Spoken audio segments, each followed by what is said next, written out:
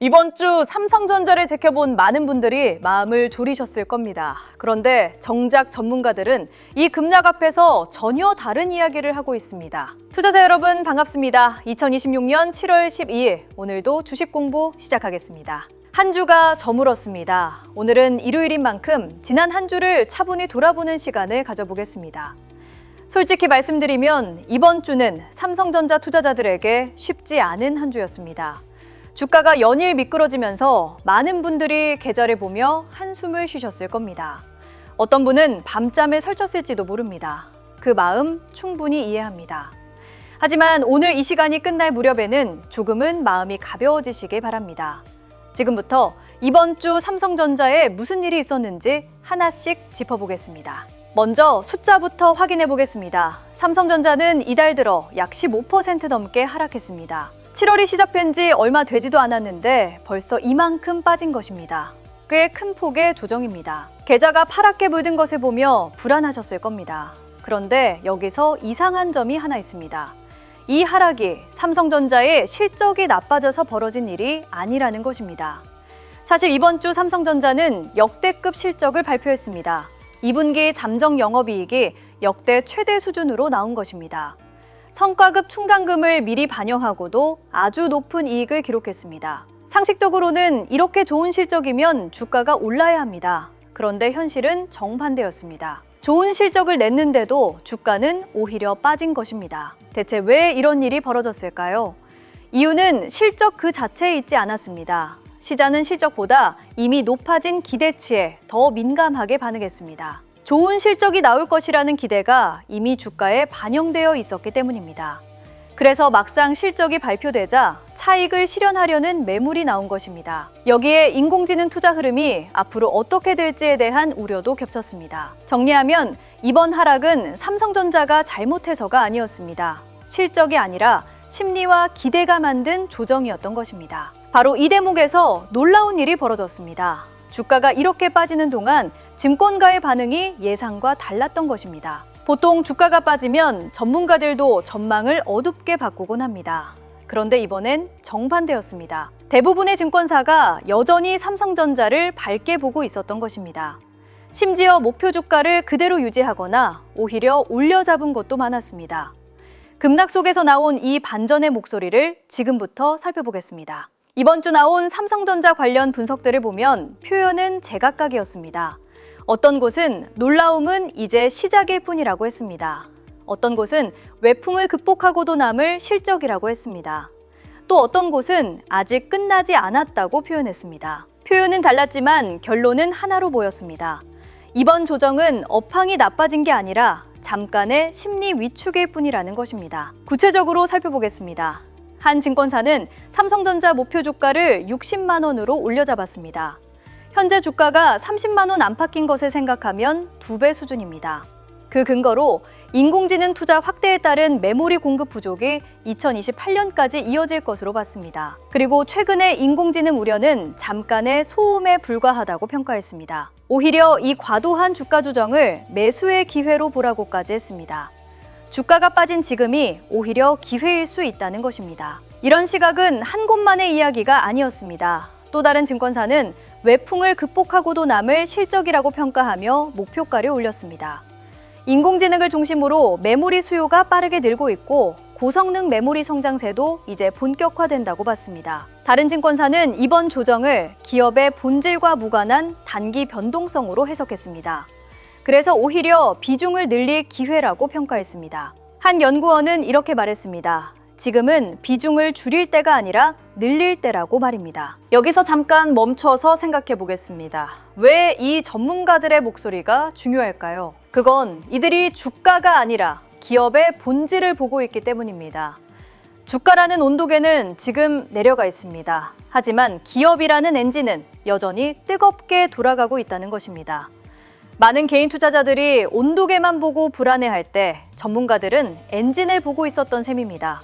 바로 이 차이를 우리는 눈여겨봐야 합니다. 전문가들의 자신감에는 분명한 근거가 있었습니다. 바로 메모리 반도체의 공급 부족입니다. 인공지능이 커질수록 그 바탕이 되는 메모리 수요도 함께 폭발합니다. 그런데 이 메모리의 공급은 쉽게 늘어나기 어렵습니다. 공장을 새로 짓는데 오랜 시간과 막대한 돈이 들기 때문입니다. 수요는 폭발하는데 공급이 부족하면 가격은 오를 수밖에 없습니다.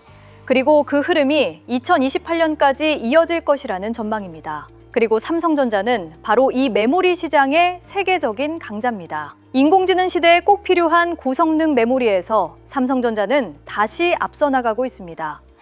인공지능이라는 거대한 흐름이 계속되는 한 삼성전자의 메모리는 계속 필요합니다. 이번 주 주가는 흔들렸지만 이 큰 그림은 조금도 흔들리지 않았습니다. 전문가들이 급락 속에서도 담담했던 이유가 바로 여기에 있습니다. 지금의 하락은 이 큰 그림 속에 작은 출렁임일 수 있는 것입니다. 여기서 균형을 위해 다른 목소리도 함께 전해드리겠습니다. 모든 전문가가 똑같이 낙관한 것은 아니었습니다. 한 해외 기관은 인공지능 투자는 계속되겠지만 반도체의 이익 성장세는 점차 둔화될 수 있다고 봤습니다. 또 다른 기관은 앞으로는 종목을 잘 골라야 하는 시기가 올 것이라고 조언했습니다. 그리고 한 국내 증권사는 목표 주가를 소폭 낮추기도 했습니다. 하반기 변동성이 커질 수 있다는 이유였습니다. 하지만 여기서 중요한 점이 있습니다. 목표가를 낮춘 그 증권사조차 매수 의견 자체는 그대로 유지했습니다. 심지어 삼성전자를 반도체 업종에서 가장 선호하는 종목으로 계속 꼽았습니다. 즉, 신중한 목소리도 인공지능 시대가 끝났다고 본 것은 아닙니다. 다만 앞으로는 조금 더 신중하게 선별해서 봐야 한다는 조언이었습니다.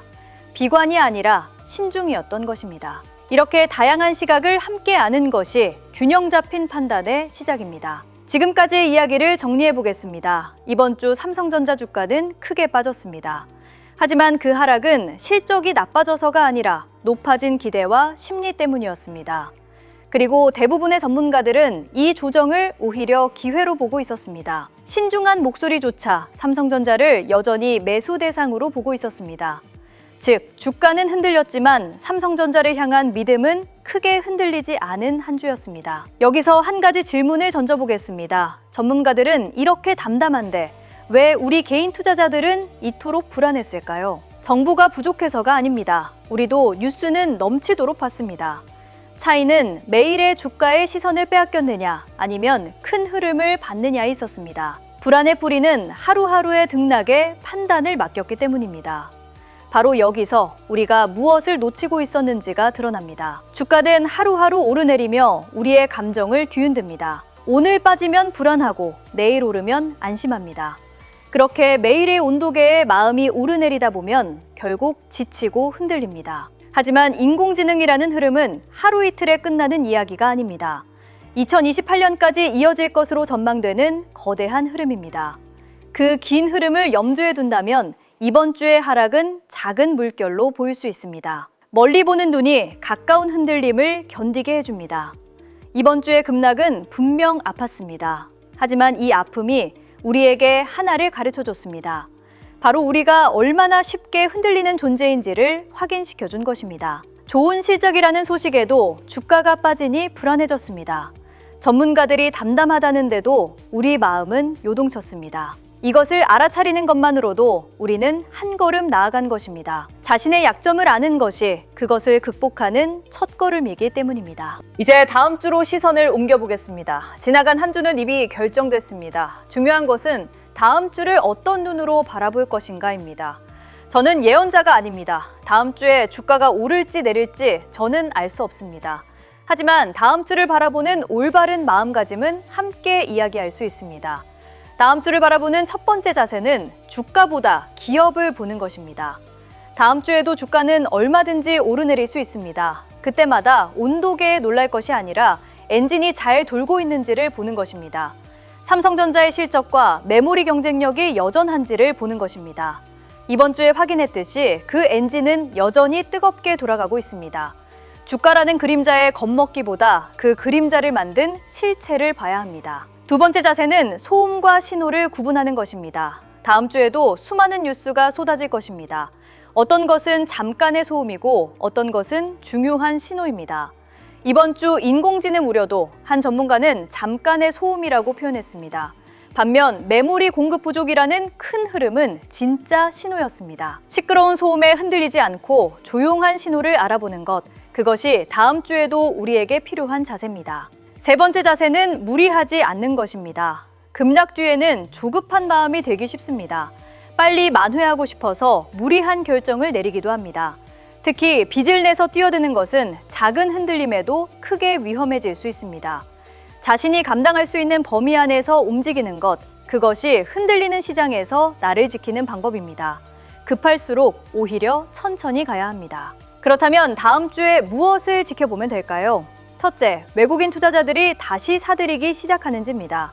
둘째, 미국 반도체주의 흐름이 안정을 찾는지입니다. 셋째, 삼성전자의 인공지능 관련 추가 소식이 나오는지입니다.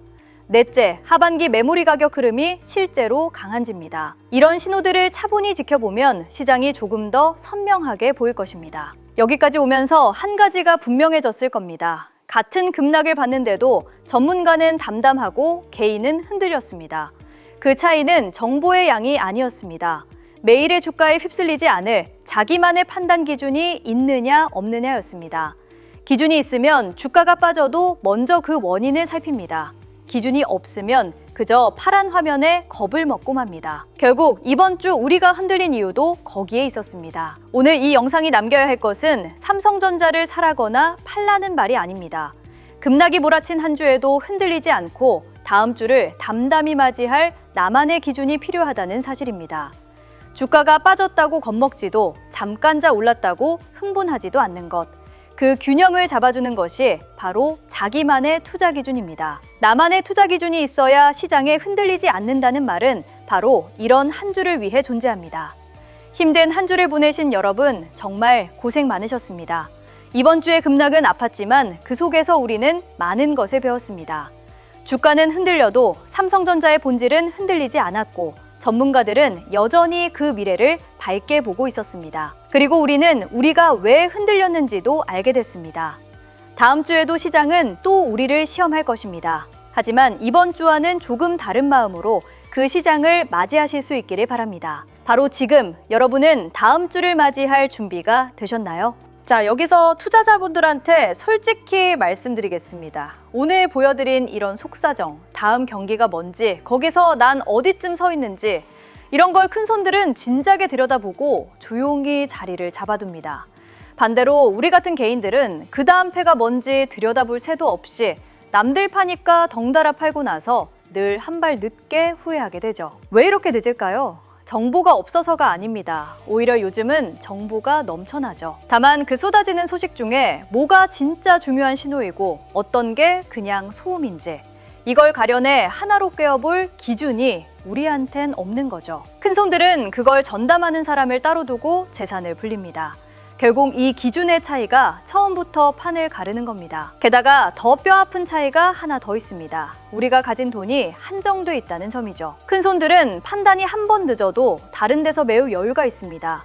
그런데 우리는 한정된 돈으로 한두 번만 잘못 들어가도 다시 바칠 여윳돈이 없는 거죠. 그래서 정보를 챙기는 것보다 그 한정된 돈을 어디에 어떻게 나눌지 그 기준을 잡는 게 훨씬 더 중요합니다. 결국 이 시장에서 살아남는 건 정보가 많은 사람이 아니라 자기 기준이 있는 사람입니다. 그래서 이번엔 큰맘 먹고 두 가지를 함께 준비했습니다. 하나는 전자책입니다.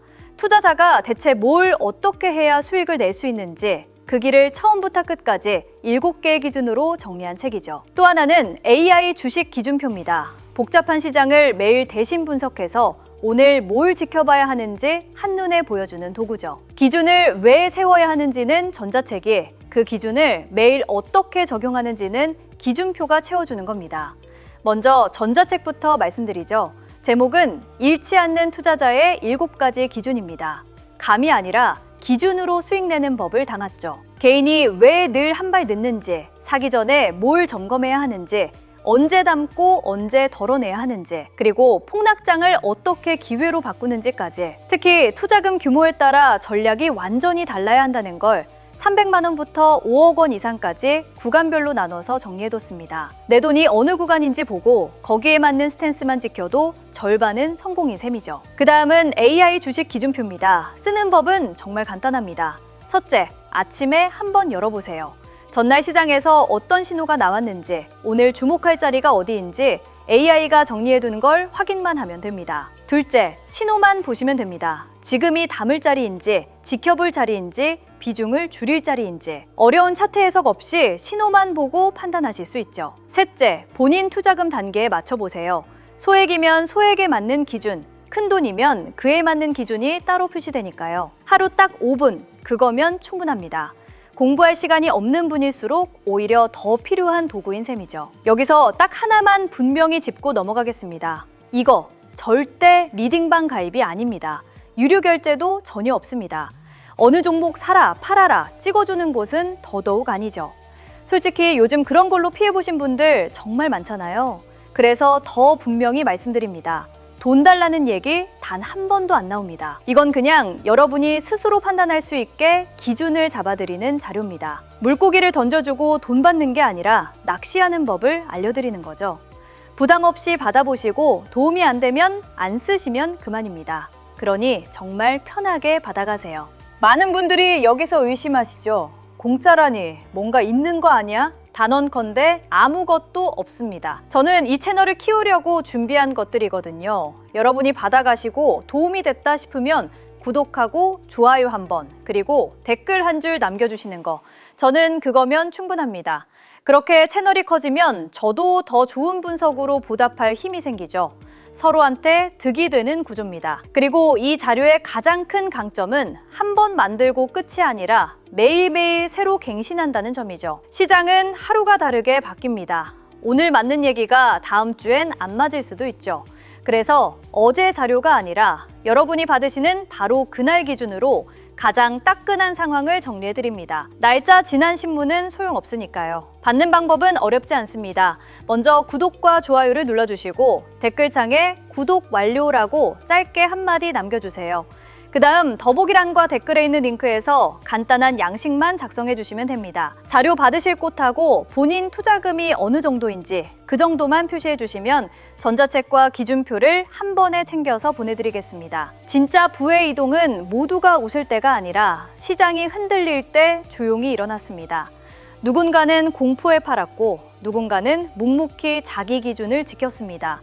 그 선택은 몇 년 뒤 분명하게 나뉘었죠. 오늘 그냥 지나치는 분과 오늘부터 나만의 기준을 세우는 분, 1년 뒤 두 분의 자리는 완전히 달라져 있을 겁니다. 혼자 그 기준을 세우기 어려우셨다면 이 전자책과 기준표가 곁에서 함께 해드리겠습니다.